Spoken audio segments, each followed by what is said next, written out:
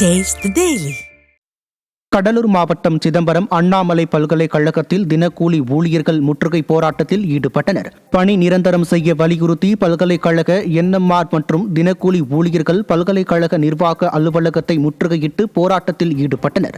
அப்போது திறனற்ற திமுக அரசை கண்டித்து கோஷங்களை எழுப்பிய தினக்கூலி ஊழியர்கள் ஸ்டாலின் அரசு எந்த தொழிலாளர்களுக்கும் தேவையான வசதிகளை செய்து தருவதில்லை என குற்றம் சாட்டினர்.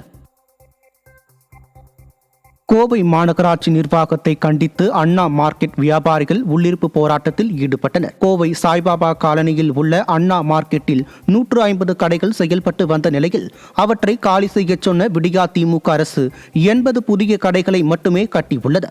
மேலும் கடைகளுக்கான வாடகையையும் 10 ரூபாயில் இருந்த 150 ரூபாயாக உயர்த்திய ஸ்டாலின் அரசு கடைகளை ஏலம் விட்டுள்ளது. இதனால் வாழ்வாதாரத்தை இழந்துள்ள வியாபாரிகள் ஏலம் விட்டதை கைவிட வலியுறுத்தியும் புதிய கடைகளை கட்டித்தர வலியுறுத்தியும் உள்ளிருப்பு போராட்டத்தில் ஈடுபட்டனர்.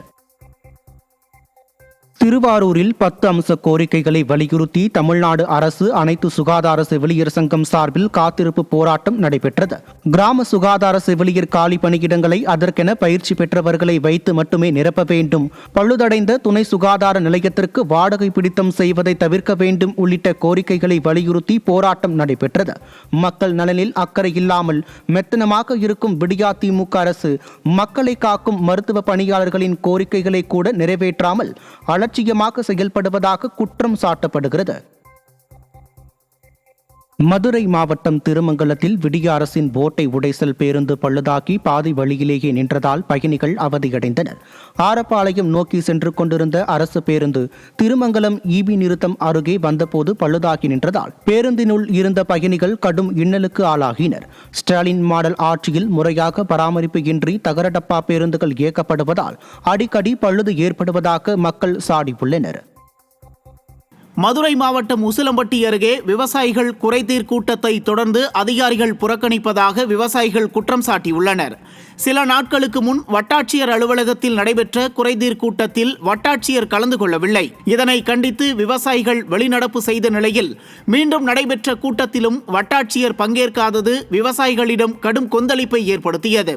ஸ்டாலின் ஆட்சியில் விவசாயிகளை அதிகாரிகள் வஞ்சிப்பது இதன் மூலம் நிரூபணமாகியுள்ளதாக மக்கள் தெரிவிக்கின்றனர். சேலம் மாவட்டம் மேட்டூரில் குப்பை கிடங்கில் ஏற்பட்ட தீ விபத்தில் அப்பகுதி முழுவதும் புகை சூழ்ந்ததால் பொதுமக்கள் அவதிக்குள்ளாகினர்.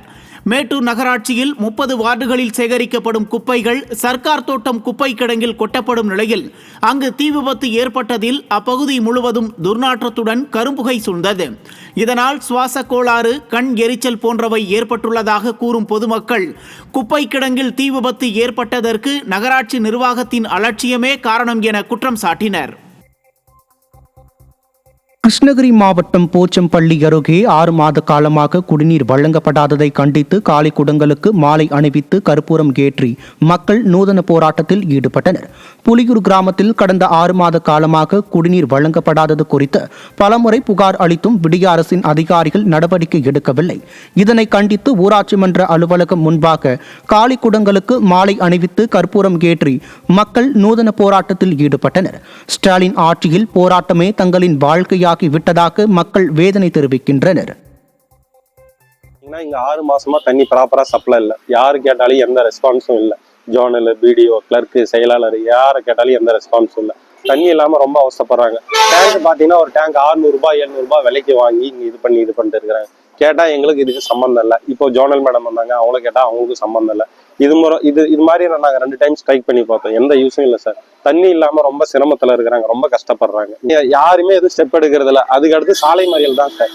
யாரும் எந்த ஒரு ஸ்டெப்பும் யாருமே காதுல போட்டுக்க மாட்டேங்கிறாங்க. கேட்டா எங்களுக்கு தெரியாது, உங்களுக்கு தெரியாது, இதே தான் சொல்றாங்க.